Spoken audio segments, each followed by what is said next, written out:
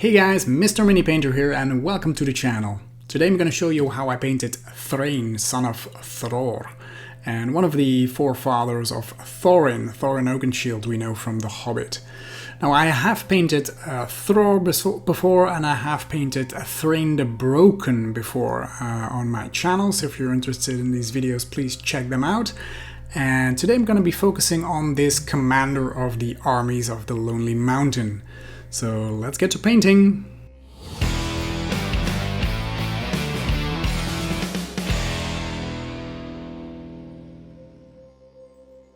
So I primed this dwarf in a black primer, added some modeling sand to the base, and we're good to go.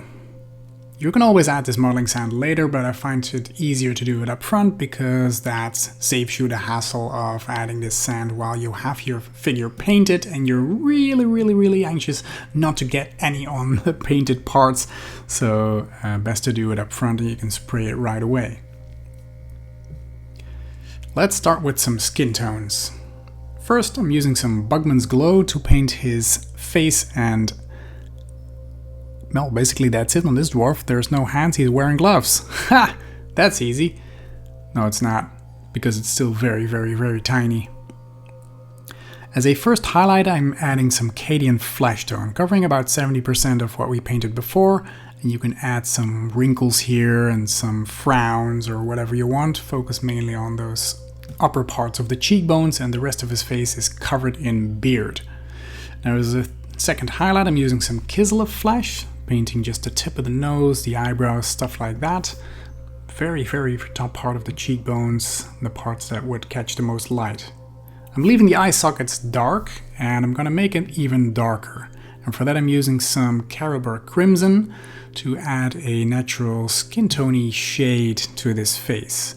I'm also painting a little bit underneath his cheekbones to get some shade in there as well, since it's going to go over in a beard from there on, so it's less visible. Now with some Black Legion or Abaddon Black, I'm painting very tiny dots of eye in there. It's way too small to add some whites, at least in my opinion, because he's like squinting his eyes. And you can see that I messed up here, so it's good to go over that with the previous layer we used on his face, just to clean that up. Just to push it back a little bit so there's just enough black showing that can go for an eye. For the beard and hair, I'm using a mixture of Skavenblight Dinge mixed with some Mechanicus Standard Grey. That way you get a nice dark grey tone, but some dirtiness of this Skavenblight Dinge in there. This is like an old guy, his hair is old, so it should look the way. There's a lot of beard and hair on this fella, and if you're having problems picking out those tiny strands of hair, just hold your brush sideways like a sort of a dry brush technique and go over them. It's very easy to pick them out that way. Next I'm picking some Black Legion or Abaddon Black to pick out those eyebrows. Just a fun tiny little detail that really makes that face work. Just a very thin line is more than enough. And you can, if you want, highlight that with some of those colors we're going to be using next. And the first highlight will be Administratum Grey, picking out those mainly hairs on the front and lower part of the back, and his forehead, of course, that will be the brightest parts. You can pick out those eyebrows as well, and it would be beautiful if you hold your brush vertically, so to just pick out some lines there like so. Then I'm mixing some Abaddon Black in Galvorbag Red for the base color of the cloak and armor. This is basically the main color of this guy's entire suit, so except for the chainmail here, but we're gonna paint all of that with this color. So his arms here, his gloves, the cloth part beneath it, beneath the chainmail that is. Not chainmail, he's wearing armor on his shoulders. So we're just going over all of this, the cloth in front here.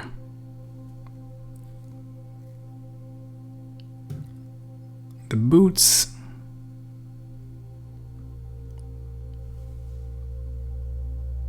And even the armor itself will be red. The chainmail armor here. Next, I'm highlighting that with some pure Galvorbag red, focusing on only the leathery parts. And you can see that I forgot to paint the back of the cloak here, so I picked that up later with the same mix as we used in the first step. Now to highlight that, I'm focusing mainly on those upper parts, leaving the bottom with the original color. Do some edge highlighting here. And add some natural light to where light should be.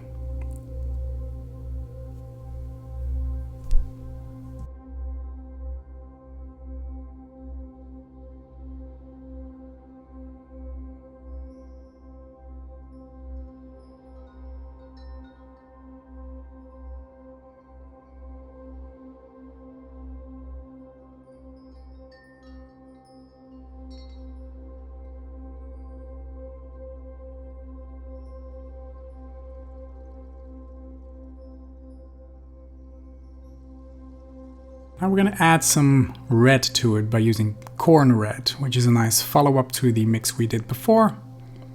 It looks a tiny bit brighter, so we're focusing on smaller parts, but pick out every single detail there. Do some edge highlighting here and there, but not too much because we're going to do that in the last step by adding some palette witch flesh to the corn red we used before. That gives a nice second highlight color, and now I'm following all the tiny lines on the gloves and armor, adding some detail here and there. The fingers, the knuckles, the boots, basically everything we painted before gets a tiny edge highlight and some extra detail.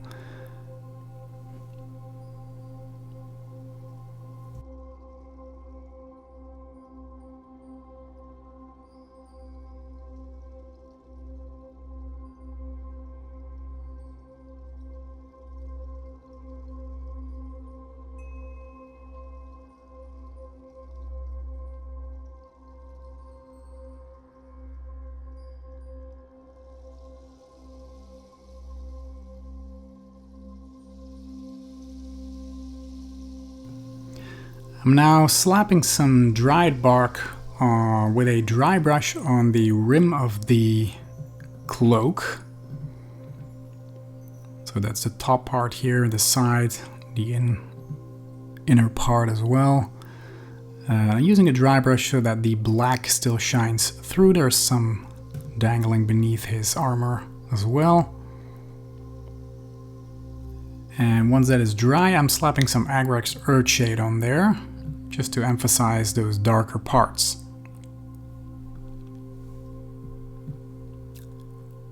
Now we're gonna let that dry and give it a tiny highlight later on, but for now we're focusing on the gold parts with some Gehenna's gold, which is a nice warm, rich, dark gold color.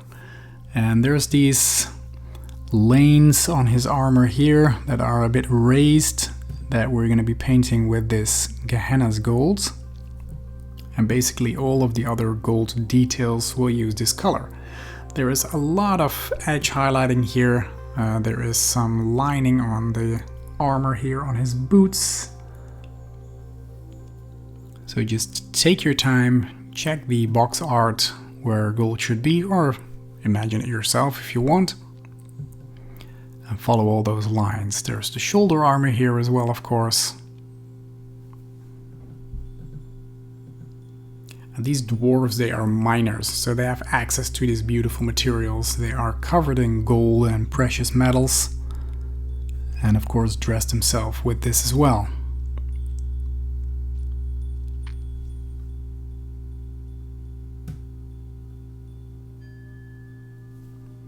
There's some tiny details on the belt. It's not really well visible here.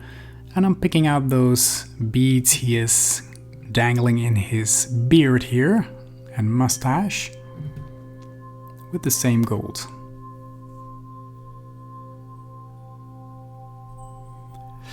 Now it's time to wash that gold with some Wayland flesh shade, just to get some shading in there and some extra richness in color.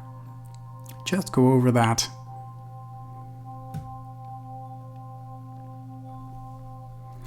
Now on the belt, which is very not visible in this video, I'm very sorry about that. I'm using some Wild Rider red to highlight that. It's just below his arms here, and it was quite hard to reach by camera, that is. But you can see like here, it's very tiny subtle edge highlight. And I'm highlighting the rest of the gold with some Canoptek alloy. Just focusing on those very edges, giving it some sharpness and some shine.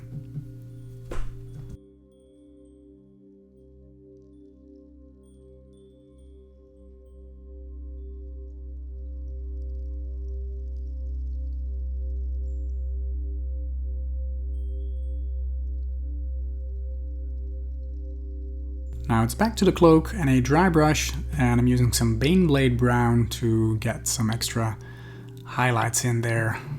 Some browns just on the parts that are visible, leave the rest in the shade. And now it's time for his hammer. So the handle I'm painting with a rhinox hide. It's going to be a wooden handle.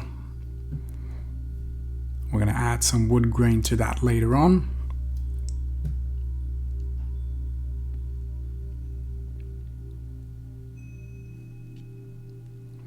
For some reason I always like ending with the weapon.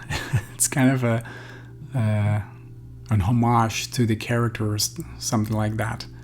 I'm using Iron Warriors for the metal part. Of course you can use Lead Belcher as well. This Iron Warriors tends to be a tiny bit darker, so that's a great look for this guy. I'm highlighting that with some Runefang Steel, just give it an edge highlight to give it some sharpness and detail.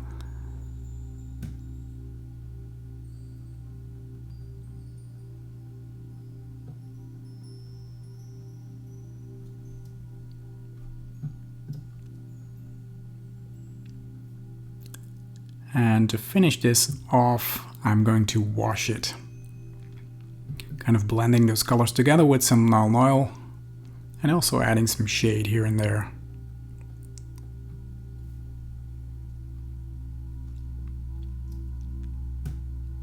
Now we're coming to the last details of this miniature, and one of them is the wood grain on the handle of the hammer by using some Baneblade Brown.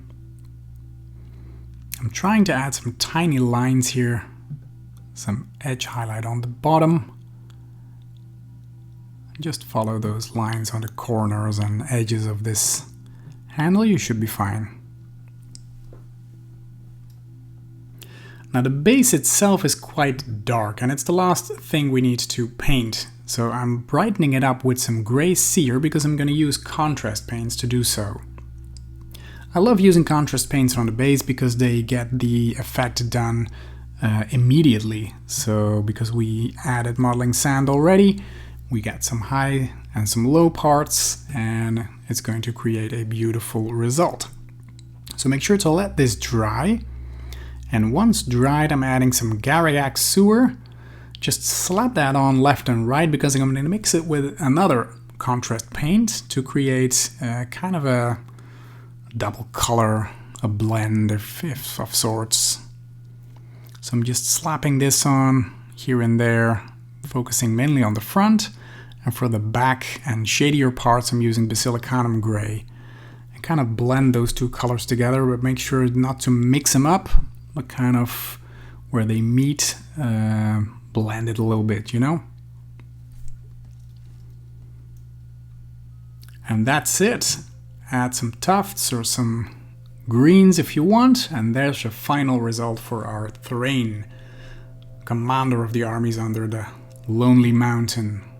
And that concludes this paint guide on Thrain. I hope you liked this video and it was of any help to you guys, and if it was, please leave a comment below. I'd love to hear from you. If you have any requests, please let me know as well, because I'll be painting whatever I have lying around, which is quite a lot.